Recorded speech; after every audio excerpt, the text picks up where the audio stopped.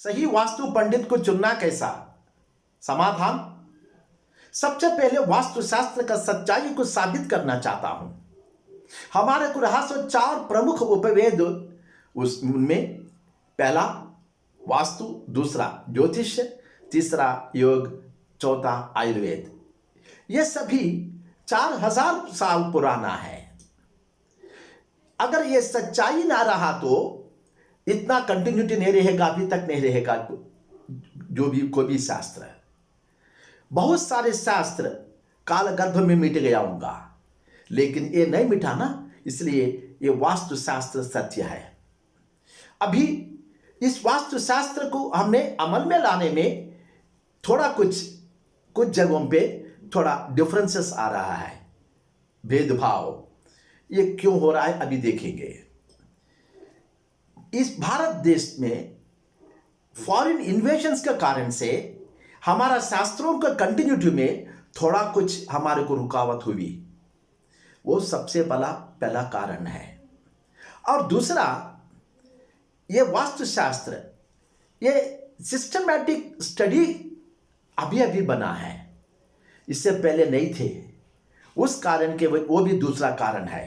और तीसरा, ये दोनों कारणों की वजह से लोगों में समझने में, वास्तुशास्त्र के बारे में समझने में थोड़ा कुछ मतभेद भी आया है। लेकिन शास्त्र तो सच्चाई है, शास्त्र तो एक ही है। उसको एप्लीकेशन एस्पेक्ट्स में, माइक्रो एस्पेक्ट्स में लोगों में अवेयरनेस और जानकार बहुत कम रहने से हमारे को ऐसी थोड़ा कुछ दिक्कत होते रह रहा है। इसके लिए मैं आपको एक छोटा सा उदाहरण दे दूंगा। उदाहरण के लिए आपने मेडिसिन में एलोपैथी लीजिए या आयुर्वेद लीजिए। जब तक यूनिवर्सिटियों में पढ़ाई शुरू नहीं हुई तब तक मेडिसिन तो चलते रहते थे। आयुर्वेद ने हमारे को कई इतने हजार वर्षों से इंसानों को तो बहुत मदद भी की। अब आयुर्वेद सत्य होने से ही है ना इतना कंटिन्यूटी हुई। लेकिन जब ये यूनिवर्सिटी में पढ़ाई शुरू हो गया, एक सिस्टमैटिक हो गया, तब से हमारे को रिजल्ट ज्यादा आना हमारे को बहुत शुरू हो गया। वैसी वास्तुशास्त्र को भी यूनिवर्सिटियों में पढ़ाना अभी शुरू हो गया। इसी कारण की वजह से क्वालिफाइड वास्तु कंसल्टेंट्स अभी हमारा समाज में आना शुरू हो गया। इन लोग आने से खासकर वास्तुशास्त्र में माइक्रो एस्पेक्ट्स में और एप्लीकेशन एस्पेक्ट्स में जो भी कमी है वो कमी अभी भर्ती हो रहा है। और कहीं भी मतभेद है, कहीं भी भेदभाव है, वो सब दूर होते रह रहा है। इसलिए हमने क्वालिफाइड वास्तु कंसल्टेंट को हम अपनाने में ज्यादा से ज्यादा फायदा मिल सकता है। आपको और एक उदाहरण बताना चाहता हूं वास्तुशास्त्र का सच्चाई के बारे में। और ये क्वालिफाइड वास्तु कंसल्टेंट्स आने से ये वास्तुशास्त्र का पॉपुलरिटी कितना बढ़ गया, इसके बारे में आपको समझाने के लिए।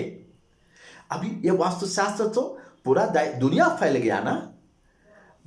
मेरे को उदाहरण बता दे के मैं बताना है तो मेरे को कई क्लाइंट्स है अब्रॉड्स में, वेस्टर्न, यूरोपियन, अरब कंट्रीज में भी, तो सारे दुनिया फैल गया है ये सच्चाई होने से, है ना। तो सही पंडित को हमने चुनने में और एक बात, आखिरी बात बताना चाहता हूं मैं आपको।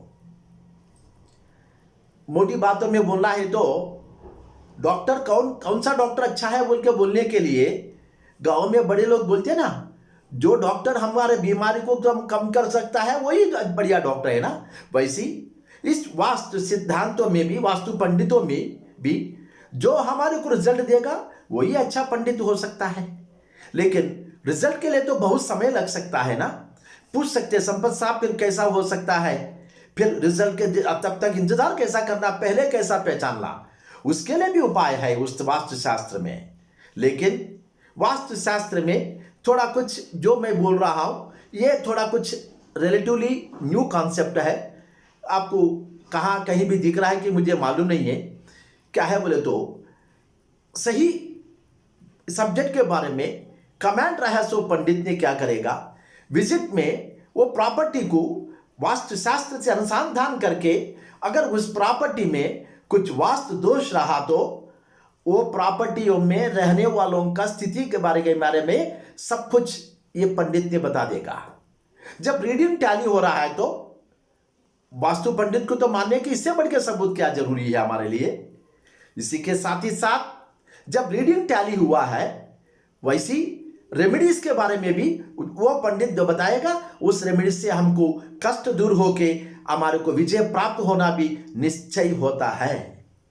अगर किसी कारण से नहीं हो पा रहा है तो और एक पंडित को बुला के आपने बताना बहुत जरूरी हो सकता है, लेकिन वास्तु शास्त्र सत्य है। अगर किसी डॉक्टर के पास हमारा इलाज में हमारे को तो रिलीफ नहीं मिल रहा तो हमें खामोश बैठते हैं क्या?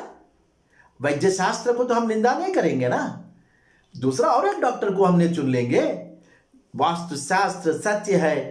आप क्वालिफाइड वास्तु कंसल्टेंट को अपना लीजिए, आपको जरूर फल मिल जाएगा। अगर किसी प्रकार की कष्ट रहा तो वो कष्ट को दूर करने के लिए ये वास्तु शास्त्र सत्य होने से आपको जरूर मदद करेगा। ये वास्तु शास्त्र का पर्पस भी इसीलिए है, इंसानों का कष्टों को दूर करने के लिए। एक ही प्रैक्टिकल साइंस है, वही वास्तु साइंस है। वास्तु शास्त्र को अपना लीजिए, क्वालिफाइड वास्तु कंसल्टेंट को अपना लीजिए। आपको किसी प्रकार की शंका अपने मन में मत रख लीजिए, आपने विजय का मार्ग में आपने चलते रहिए। किसी प्रकार की अगर कुछ डाउट रहा तो मेरा फोन नंबर के द्वारा या मेरा ईमेल के द्वारा मुझे जरूर संपर्क कर सकता है। मैं हर संभव प्रयास करूंगा आपको सेवा करने के लिए। अगला एपिसोड तक मैं अभी सभी लोगों से मैं छुट्टी लेता हूं। नमस्कार।